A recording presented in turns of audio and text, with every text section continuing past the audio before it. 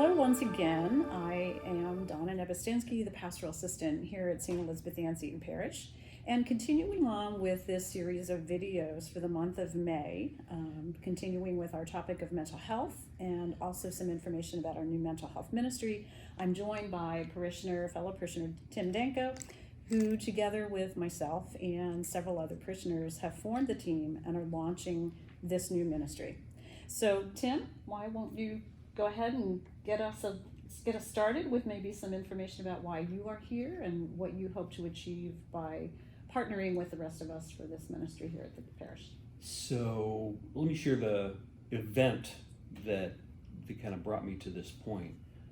I had a really close friend and neighbor who in late 2019 was diagnosed with cancer. I was privileged enough that he asked me to be his healthcare advocate as he went through his recovery journey. And so I was with him through late 2019 all the way through 2020 as he went through his diagnoses and his chemo and his surgeries and all of the things that surround cancer treatment. In the end, they proved insufficient, and he passed away in 2021. I've had relatives and friends who have died before, but for some reason this was more impactful, more touching than my prior experience. And I found myself literally oppressed with death, and it colored the way I viewed the world. So as I looked around, I saw forms of death everywhere and didn't know what to do about it, because it is, for many people, myself included, an untenable situation, because you live with that kind of affliction and that kind of oppression pretty much every day. And as I looked around and opened my perspective, I saw, nature's no longer reliable with climate change.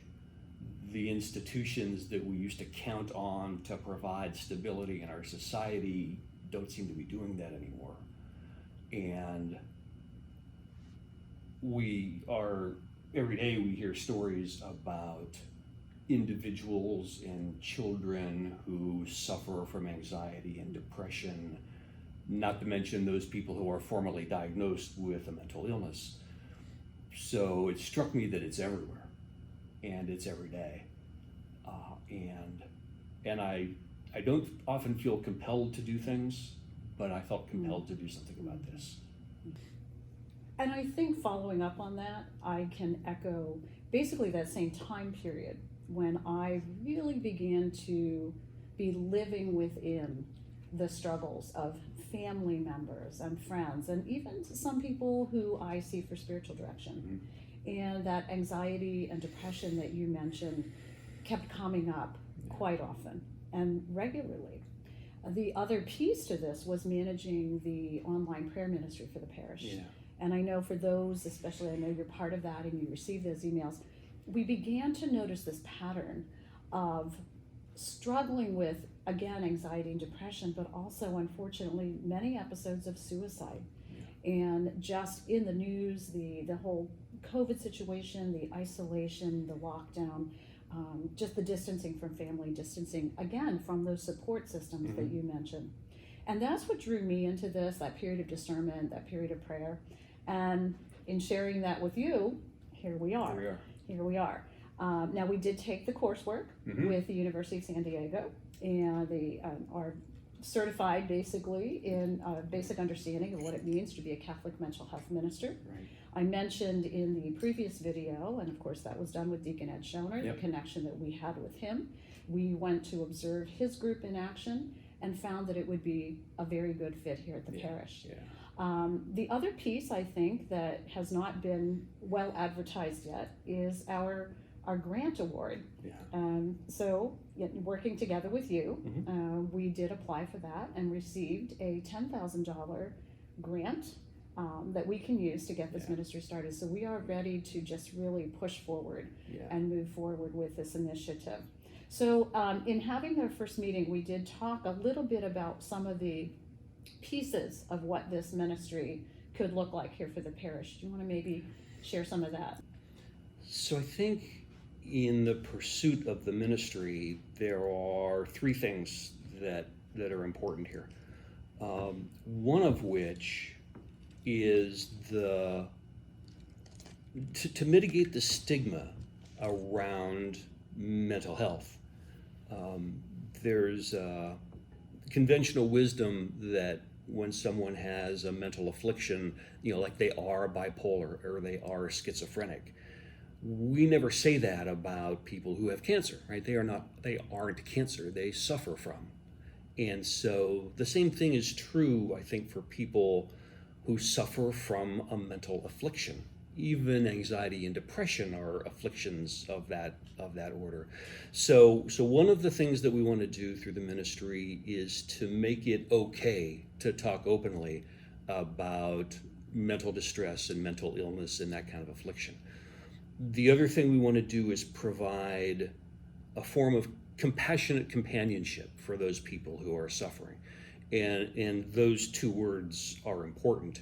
If you go back through the derivation of those two words, compassion is to suffer with, and companionship is to break bread with.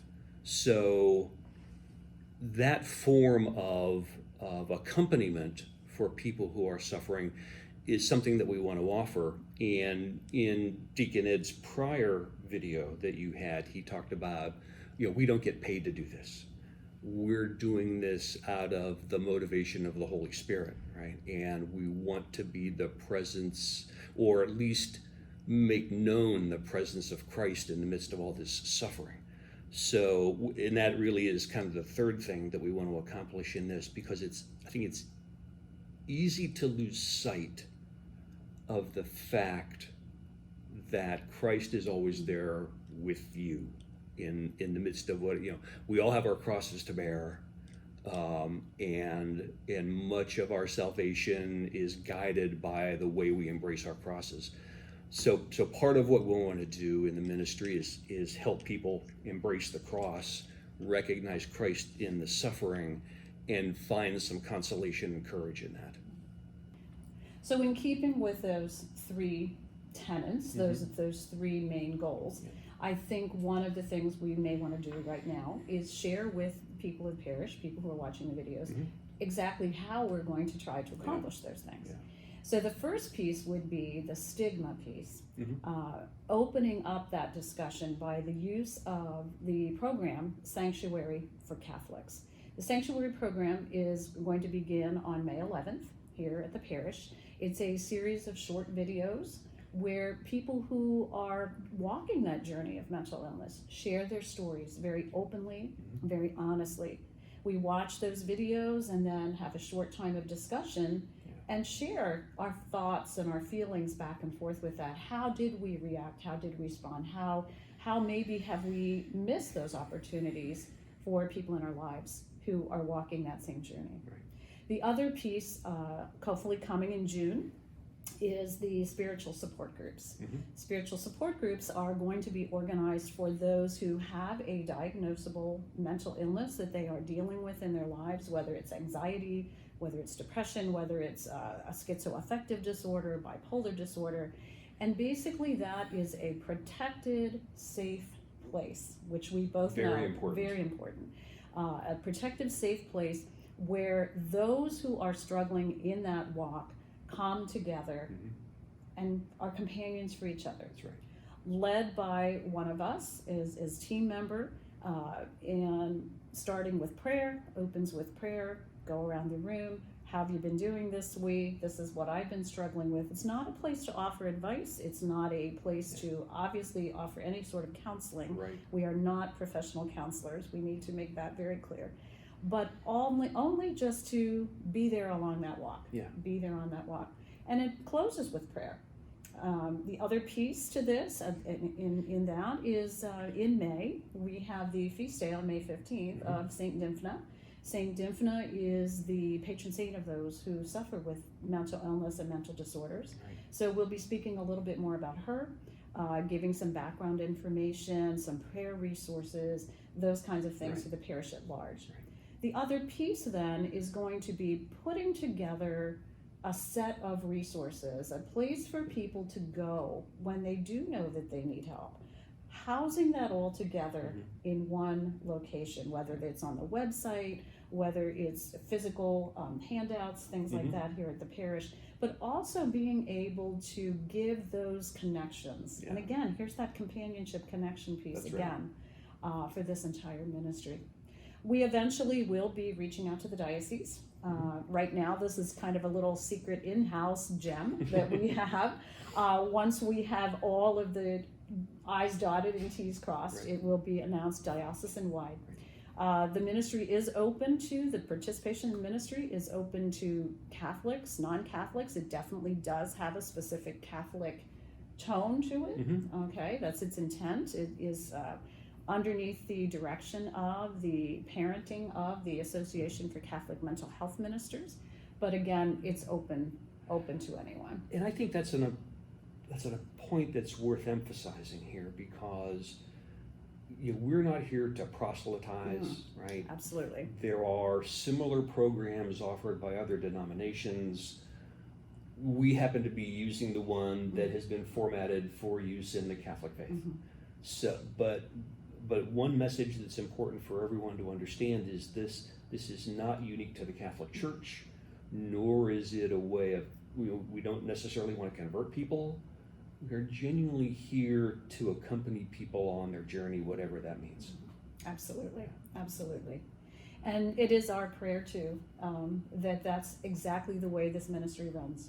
That this is exactly the support that people find, that this is a safe place to come. It's an educational outlet for those in the general population to learn more about how to relate with friends, family members, coworkers. And also, just even today, we watched a training webinar, That's you right. and I, about companionship. Yeah. And so we can see that that's something that we will head towards too, that specific ministry of companionship, not only to those in the mental health ministry, but also parish-wide. That's right. in other functions. Yeah. So thank you for joining us, and we look forward to moving forward with this all-important ministry